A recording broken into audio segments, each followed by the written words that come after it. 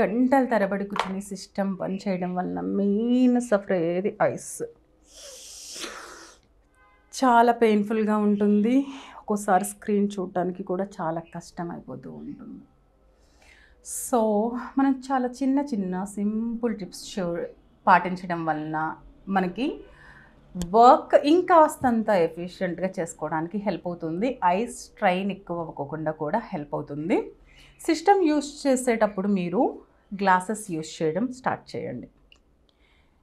ఎక్కువగా మనకి blue rays అనేది ఐ మీద పడుకోకుండా సగం మనకి గ్లాసెస్ అనేవి హెల్ప్ చేస్తాయి.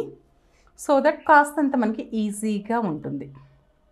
సెకండ్ టిప్కి వచ్చేద్దాము. మిడిల్ కొంచెం చిన్ని గ్యాప్ తీసుకొని స్పెట్స్ అక్కడ పక్కన పెట్టేసేయండి. కాస్తంత హ్యాండ్ని రబ్ చేసి ఇలా ఐస్ పైన ఉంచేసేయండి. ఐస్ కాస్తంత రిలాక్స్ అవుతాయి. కొంచెం వీలైతే వాష్రూమ్లోకి వెళ్ళి కాస్త ఐస్ వాటర్ లేదంటే కొంచెం కూలింగ్ వాటర్ని అలా ఫేస్ పైన వేసేసుకోండి. చాలా రిఫ్రెష్ అయినటువంటి ఫీలింగ్ వచ్చేస్తుంది. నెక్స్ట్ ఇది చాలా చాలా ఇంపార్టెంట్.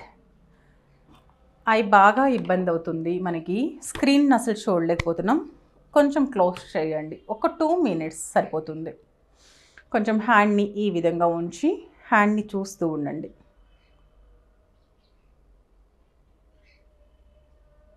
Then slowly relax.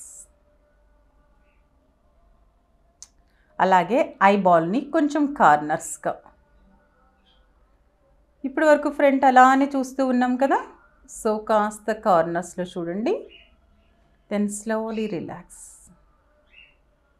అలాగే పైకి కిందకి.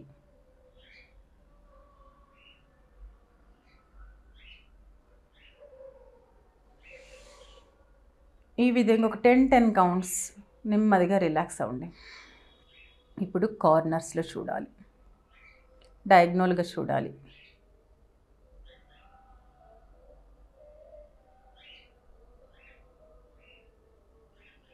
Then relax.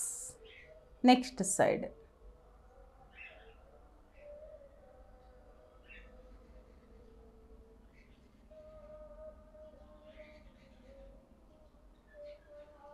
Relax your ice.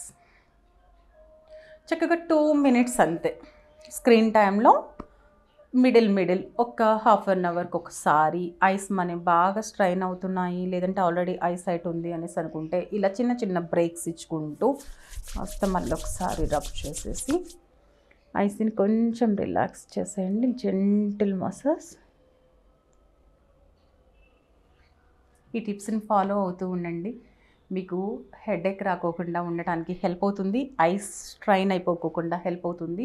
ఇంటికి రాగానే అబ్బా అని నీరసించిపోకోకుండా మళ్ళీ యాక్టివ్గా ఉండటానికి ఐస్ కొంచెం బ్లడ్ సర్క్యులేషన్ మంచిగా వెళ్ళడం వలన మీరు స్క్రీన్ టైంలో ఎక్కువగా చూడడానికి కూడా చాలా హెల్ప్ అవుతుంది. ఈ టిప్స్ మీరు ఈ డే నుంచి ఫాలో అవుతారని అనుకుంటున్నాను.